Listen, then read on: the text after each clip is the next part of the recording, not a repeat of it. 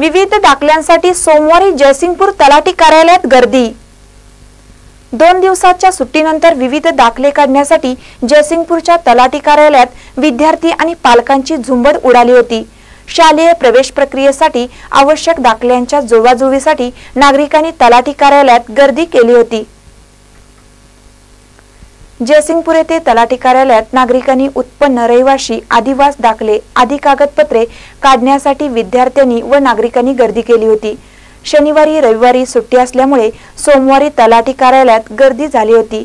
12वीच्या विद्यार्थ्यांची प्रवेश प्रक्रियेची मुदत संपत आहे। 15 जून पासून शाळा चालू होणार आहेत। त्यासाठी तलाठी कार्यालयात दाखले देण्याची विशेष योग्य सोय करण्यात आली आहे। मात्र 10वी-12वीच्या निकालामुळे या विद्यार्थ्यांची दाखले घेण्यासाठी गर्दी वाढणार आहे।